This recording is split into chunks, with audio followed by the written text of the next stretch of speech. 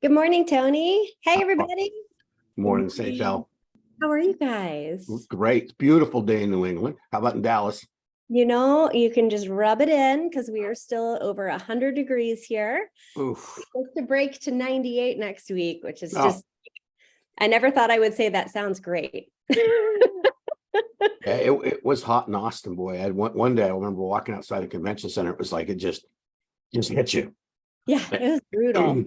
That was unbelievable. Yeah, this is an unusual summer for us. I can't remember the last time we had a summer this hot. So Really? I can honestly say this is not normal, but we will have some days over 100, but not like 60, 70 plus days over 100. That's really rare. Oh, that is crazy. Yeah.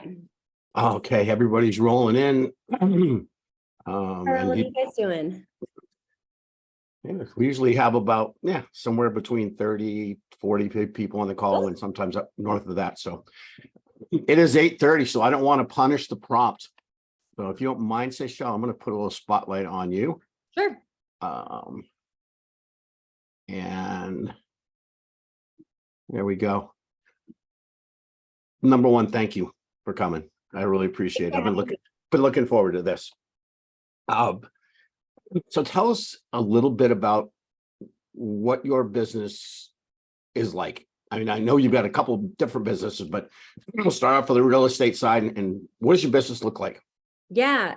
So we actually, our team anniversary is my mom, Barbara, started our business on her birthday, which our first day in business was September 11th, 2001. So actually on 9/11 is our team Wow. anniversary.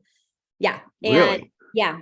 And it was her birthday. She wanted to get her license on her birthday. So she passed her test in true Barb fashion that she got 100 on the test and even found a mistake on it.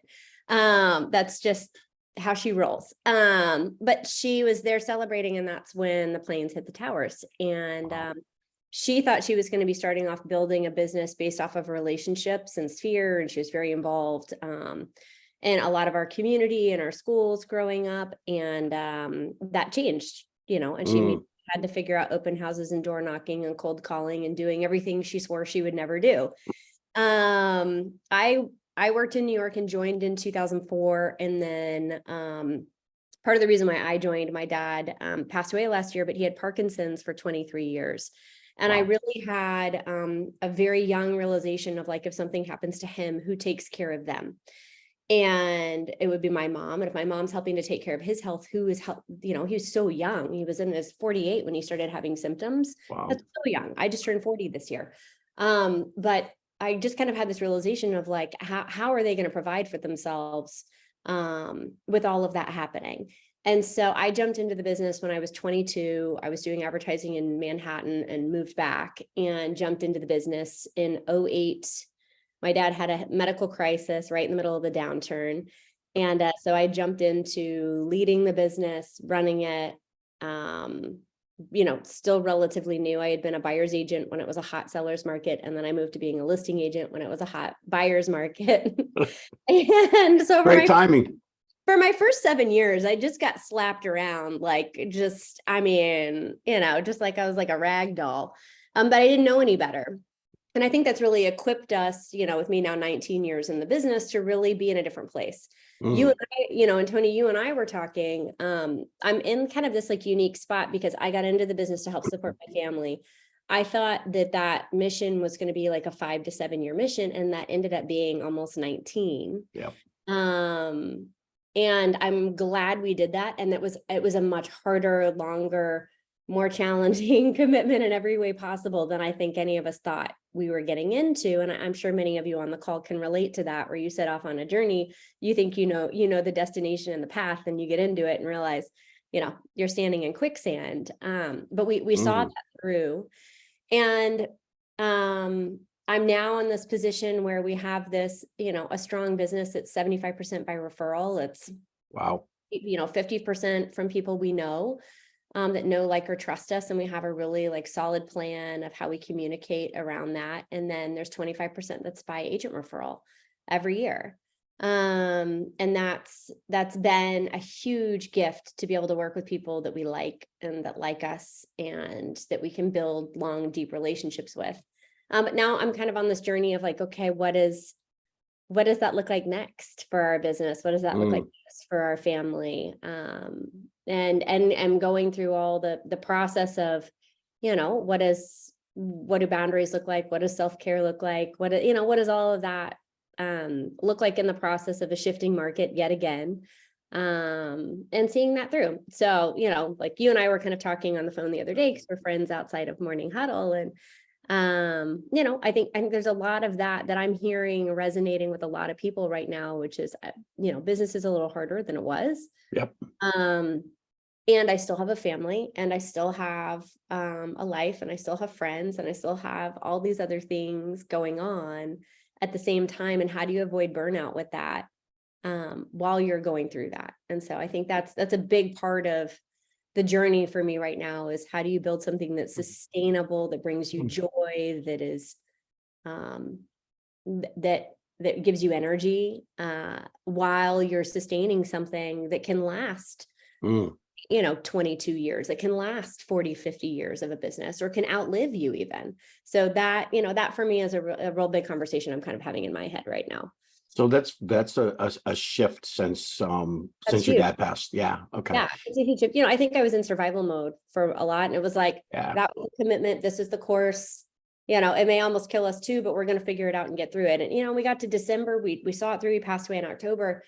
And between COVID and our whole sales team side fell apart in January 2020, I think we did 95 million the year before. And I went from 6 salespeople to 0. No, actually I had one Wow. salesperson, and that one salesperson, I had done the eulogy for her husband the day before my team fell apart. So I had Wow. one non-functioning salesperson, and we had 120,000 a month in operating expenses. Wow. That's kind of scary. How'd you get through that? Well, I got asked to do the Empire Building podcast like a month before all of that happened. And I was like, yes, I will do that. I am valid. I know what I'm doing. Yes. And then we started recording a month after my team fell apart. And I was like, I actually don't know what I'm doing at all. Oh boy. God has a funny way of timing that. I thought I was being asked for my validity and like knowledge, but really I think why I was meant to do it was actually for vulnerability and transparency and honesty about the journey. So that's a lot of what I brought to the podcast the last couple of years. But I think that, and then COVID on top of it, I think COVID was a gift for me because everybody got thrown against the wall at the same time. When my team fell apart, I was the only one against the wall. And then COVID happened and everyone got thrown against the wall. And so we had to rebuild with good salespeople, and I'm not going to sacrifice on quality or who comes on. But we had to slash expenses immediately. I mean, when you have one salesperson and you have 120,000 a month in expenses, that's a freaky situation to be in. And I'm so thankful for our amazing operating team. And at that moment, it was very scary because I was like, I have this amazing seasoned operating team that's been with me 10, 14 and 18 years at that point. Like, we've all been together a really long time. I don't want to sacrifice these amazing humans that have dedicated their careers to this business. And how are we going to figure this out? So, we had a really good coach, and we just all, put our heads together and said, we got to figure this out. I'm not going to sacrifice a human in this process, but we have got to drive sales immediately. So, okay.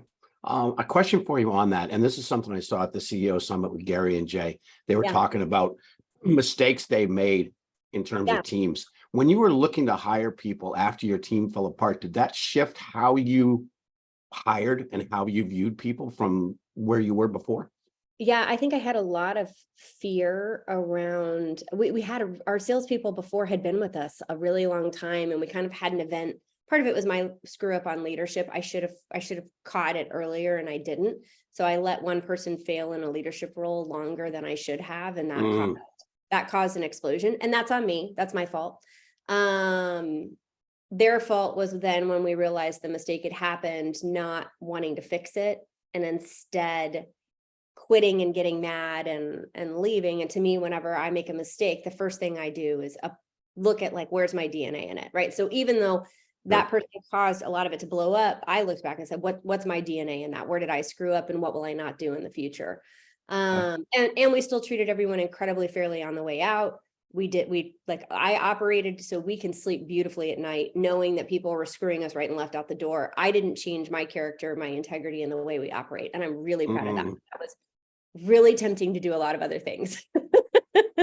I could see that. And that's one thing Gary mentioned at the when we were talking about hiring people was his first thing he looks for is integrity. Yeah. You can work and build around other things. Actually, the biggest thing I watch for is how they treat the company they're leaving on the way to me. Ooh. Because that's how they're going to treat me on the way out. So if they're giving them 1 week, I have had a potential team member before that I actually de-hired because they went back to their company and basically were screwing them on the way out the door, leaving them no notice, leaving them in a lurch, treating them fairly. And I went back to that person and said, listen, like, I know you want to come work for us. I want to work with you too, but the way you just treated them is how you're going to treat me on the way out the door. And I am not okay with that. Like, I'm not comfortable at all with that. So that's a no-go for me. And I told them that before they quit and they did it anyways. And it's like, that's just no. We have to treat people the way we want to be treated. And that's such a hard line for me, even when it's painful, even when we're bleeding 120,000 a month. I'm still not going to screw agents on their commission. I'm still not going to steal their database. I'm still not going to hold things hostage. It's just not what I'm going to do. I love that. Yeah. But I think it's how we treat people when you don't have to, that really makes the difference. Right. That to me is the biggest part. I love that. But yeah, so I am less emotional about my team members. And the biggest thing I learned, Tony, was I was sacrificing my entire quality of life for the sake of the team. And the leader I had in place at the time, I would go on vacation on the rare, as you all know, as agents, right? On the rare instances we take vacation. And I would call back in and be like, hey, how's the team doing? And the verbiage I would get, which I allowed, but the verbiage I would get was, I'm just trying to keep the team together while you're out of town. Looking back, I was like, oh. But in the moment, because I had fear around not wanting to lose people and wanting to, I guess I was in scarcity around that I'll never find people as good as these people, because I had worked so hard to train them and recruit them and grow them and, done all these things with them, that I thought that they were like my family. And at the end of the day, they actually didn't really, like, my family didn't matter in that equation. Left. And that's not to say they aren't great, amazing, smart humans that care deeply. But at the end of the day, my family actually wasn't the priority. Yet I sacrificed my family time, my vacation time, my sleep, our income, right? Like all of these things for them. And so I think when I went to hire the second time, I still care deeply about the success of our people, and it's not going to be at the detriment or sacrifice of my family. And so, like, we just worked from Michigan. Speaking of heat, we bought a place during COVID in northern Michigan, where my husband's from, and I led the team from northern Michigan for 10 weeks this summer. And that's something I never could have done before, ever. And, we were using Zoom, but now the world caught up to us on Zoom. So we closed down our office space. We operate almost virtually at this point. We get together once or twice a month and look for self-motivated, self-managed people. And if you aren't a self-motivated person, like I'm just not the right team for you. And I have plenty of other teams that will make you show up in person in the morning that I refer them to. They're great, but I just know that's not, like, I just have gotten really firm on like what the DNA of what I want our business to look like. And I'm unwilling to compromise on that. And it feels really good. I really love that. Something you said earlier when you're talking about the way your business is structured with the referrals and repeat, you said that 50% of the people were either past clients or people like your sphere, and you have a very solid way of communicating with them. Can you tell us about that? Yeah. So anytime, actually, it's funny. I did I don't know if you guys have heard of the company Viral. We're getting ready to kick off some of our marketing with them. They're actually, I don't get paid by them, but I'm a fan of theirs. If you don't have a marketing person and in a down market, right, you have to right size your expenses. Okay. So our marketing person went to go get his MBA. Awesome guy. Super excited for him. But because we don't have a full-time person, viral is a really great option. It's like $600 a month or something, and they can help us leverage some of our marketing. So he and I were just talking through our business. So I actually have this next to me because I was talking to him yesterday doing our onboarding calls. But so one thing we put together was I had this idea of if somebody already knows, likes, and trusts us, they're either in our sphere, they've sent us a referral at some point in time, how could we delight and surprise them just to have like their particular activator, right? Or their top of mind about us maybe happen once more in a year, right? If I could just take that person from referring us once to twice, that could double our referrals. And so about 6 years ago, I came up with like a little program. We call it our Raving Fan Rewards. And I found a little local printer that's willing to like make the stickers and put it on for us. It's a little box that comes. And so this one got shipped out right before family reunion. And Tony, I'm happy to send you the PDF of the template of what we sent out. But like, so I sent out a little embossed journal, right, for taking notes at at mega camps. This just went out for mega camp. And then in it, it has a we're hiring and 5 reasons to refer us for DFW. Because we're in Dallas, Fort Worth, right? And it has a like, we're hiring, who do you know? Because it's also it goes to all of our past clients, all of our agent referrals, because I didn't want to have to think about it twice. And then it has like a little breakdown of like our team and all of that. That's and then awesome. And then on the back, it has all of our little unique selling propositions and testimonials. So yeah. Wow, I love that. But it's really built a really nice, consistent referral program for us. And once they get to their 3rd box, they get a little note in it that's like, oh no, you're about to stop getting goodies from us. And we use it to support local businesses. So like this is a local women-owned swag business. The one we sent before that, barbecue season's really big in Texas, especially in the summer. And I found this local guy, his family's from Tunisia, and they own an olive tree farm in Tunisia. Wow. And his family ships him the olive wood when they cut the trees down. And so it's these cool salt cellars. Love it. And it's willing to make it with our little logo on the bottom, which is fun. So we That's look very cool. we look to find like companies that are doing something interesting that is thoughtful and unique. And then we ask them like, when is your lowest season? When are you not selling? And that's when we buy. Because we want to support them in the harder time when it's crazy and they're like, Christmas is insane for me, or the holidays are crazy. Well, that's not the time to order an extra 150 of something from someone, right? That's going to overwhelm them. But if it's a really dry season and we could help buffer them with a couple thousand extra in a sale, right? Then I figured that helps them too. Okay. So that's what we do with that. I love that. Thank you. Yeah. So earlier you mentioned burnout. So you have nothing going on. Let's see, you're on a podcast. It's on every week, and you guys have been super consistent with that. And by the way, if you people on the call have not checked it out, Empire Builders, great podcast. Then you've got your real estate business, and you're also co-founder of Her Best Life. Oh yeah, and you have a husband and a little one. Yep. How do you? I know there's no such thing as balance, but how do you manage all of that and not get burned out? You know what the amazing thing is? I don't do meetings after 3 o'clock anymore. Really? Just shut it down. And I front load my week, Monday, Tuesday, Wednesday, really crazy busy, like nuts. And then Thursdays are for my strategic and board meetings, and Fridays are for empire building. Wow. Okay. And I've just gotten really clear that I'm okay saying no to things. And that was for me, like full disclosure, I learned this year that like you can actually have a problem with boundaries and like not understanding how to set them with people. I learned that about myself going through therapy after my dad passed away. I was like, oh, that's my problem. Okay. Therapy's interesting. And so I just started really, and I'm not there yet. I'm still definitely a work in progress. Nick, my husband, would tell you that for sure. But I'm a lot better than where I was, and I'm gaining traction every day. But it's just, I think for me, it's around, like, for example, my business. Yeah, Melissa, right? Amen to therapy. My business, I want to fund like my perfect life, and I wanted to support my admin team and their perfect life. I'm really clear Mm, about that. I have also become clear that I was chasing production for ego and awards and status.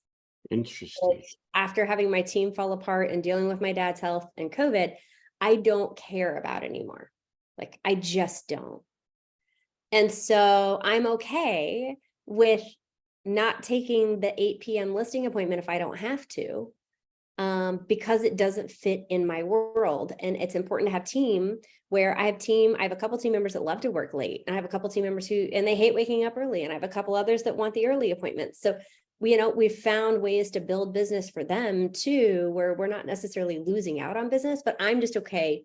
It doesn't need to be mine. We can come from abundance and it can be somebody else's. And I think getting really clear too on like what your ideal client avatar looks like Okay. makes a big difference. So like I have 2 avatars I'm really working towards right now. One is so our client Van Poole Properties avatar is affluent, typically like experienced buyers or sellers. They've done it. We definitely love our like first time home buyers if they come to us, but our target rich market is like second and third time home buyers where they're either moving up or downsizing into assisted living. Okay. They're affluent. They usually live, our average price point is about 200,000 above our local average price point, and they're well educated. And so we know what that avatar looks like. We also, if we can pick, I want them to be kind and listen to our advice. If I'm just allowed to put it out there, right? Sure. Then on like her best life, right? We look for strong, abundant-minded women that want to build a really big business and a really big life and are looking for a community to help support them in the pursuit of creating their best life, whatever that is. And to be surrounded by women that unconditionally want you to do that and to help you get there. And that's really why we started that company, was because that I learned through, Wendy Papazan, who I think has been on here, and Diane Griffin and Thea Williams and Carissa Acker and Tiffany Fikes and Kimberman Keedy. There's 11 of us that have been getting together for several years. And I've learned by watching them and being examples in some ways for them, right? How much further I've gone in my journey by having a group that isn't employed by me, number one. Mhm. And number two, unconditionally supports me in that journey. They don't need anything from me, right? They're not relying on me for anything. They just want to see me succeed. Whether I take the advice or not, it's on me, but they love me enough to call me out if I'm not growing and moving forward and doing it. But it's with love and care. And so that's been really cool. So that's what her best life is. And in Nashville is our flagship event this year in September. So, we'll have that, and it's just awesome. And then if I think about like our avatar that I'm working on right now with our clients, it's it's relationships that have multiple opportunities for referrals. And so what that looks like is like I'm right now working on foreclosure asset managers, developers, builders, and HR directors. Like I want to build a relationship with someone that has access to multiple deals instead of just one. Okay. And then I helped her actually, Ken has a great question of like, what does it look like when you use your method for building out your avatar? I think the first thing I look at is if you take a look at your business, who are the clients that have brought you the most joy to work with? That's number one. Like who really, if you think back, like I can think, we've done 3,600 sales. I can probably think about 6 are ones that were my absolute favorites, I was like, if I could clone you all day, I would never work a day in my life. So that's number one. What are the characteristics about them? What's their background? What's their profession? What's their, like, one of my all-time favorite clients is a foreclosure manager. I was like, I never thought I would deal with foreclosures, but they're pragmatic, they're numbers driven, they understand the numbers, they're non-emotional about the decision on the seller side, and they are motivated because they have to get these things off their books. Gotcha. I was like, I really loved doing that, because I'm not having to like emotionally strip away their retirement. Like they're paid to get rid of these things. And we're going to maximize that number as much as possible, but they understand reality. So for me, that was like, ooh, I loved that. Another one was, I love like smaller builders because they really need the help and they don't have a sales force. I also really love our relocating executives that don't know the area yet. That's really fun. So you just have to decide like, what is that client that you really enjoyed, and how can you tailor your message to really attract more of that client to you?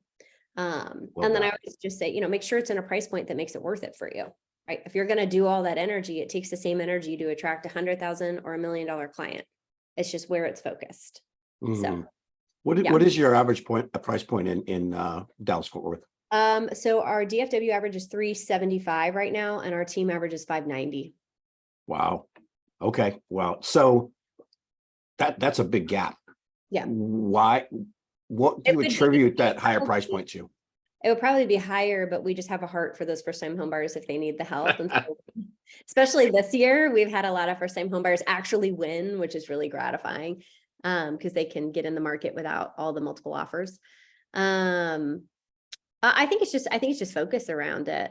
And like if you can pick a farm, the mail costs the same. So pick a farm area that is going to be at a higher price point because the postage costs the same. Right. And just make sure you're looking at the numbers to understand who's dominating that area. So you're not coming into an area that doesn't have the ability to get market saturation.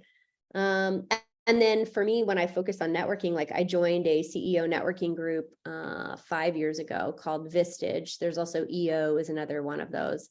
And it took me 11 months to get my first referral out of it, but we average now 15 or 16 million a year out of that group.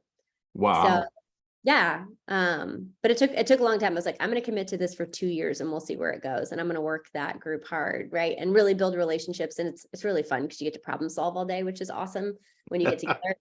And they're their problems and not mine. It's awesome. But very true. Yeah, that was a super fruitful, thing, but it was just being really strategic about like, okay, that's a group I would enjoy being around. I get a lot of energy from that already. And it could help us with our business too. So yeah, I see Tony Lacasse put a question in here about relocation.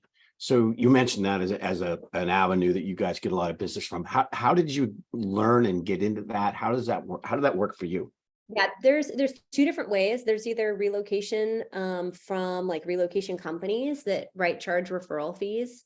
There's a certification called ERC that you can become certified in. A lot of them want to see you be like a certified relocation specialist before they will put you on their list. So that's one way. I think the other way is that is my favorite, is to find the local companies in your area that are hiring and go directly to the HR directors. And it takes, again, none of this is easy. It takes time. Actually, it is easy. It just takes consistency. That's really what it is. Can't like meet with them once and expect business. You got to commit to really digging in.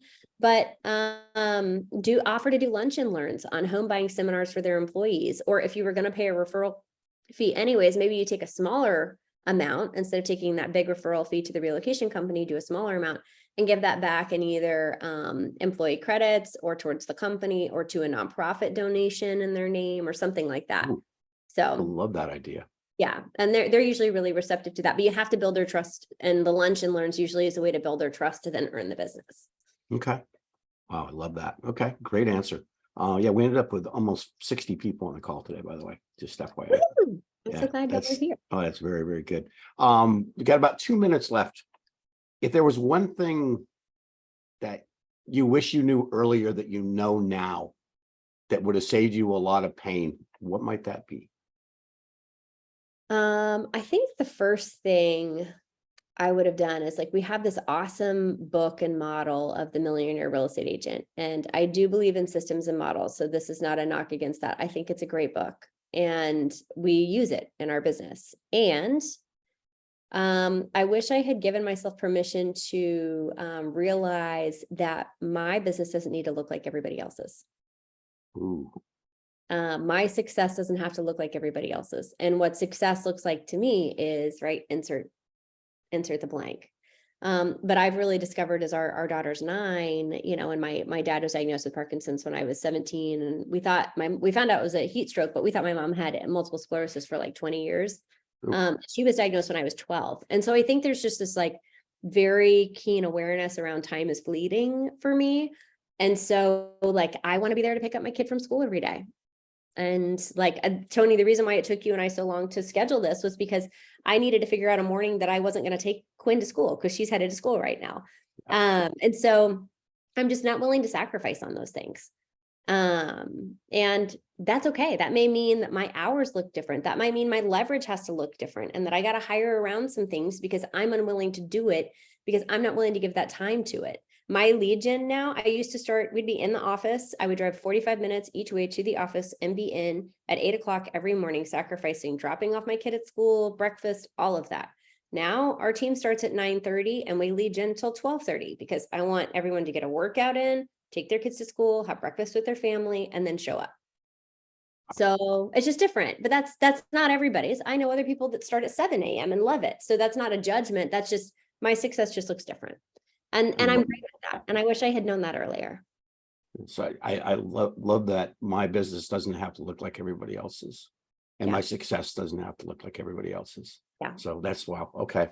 And I'm choosing not to have to be number one in the rankings in the business because I want to be number one with my family. Right. So it's just I want to be number one somewhere else. So I love it. Wow. 9 o'clock already. My God, it flew. Again, thank you for your time. I really, really appreciate it. And it did take us a while to get this on the books, but I'm really glad we did. So, me too. Thank you. Thank you so much. Thank you all for joining. I'll have a great day.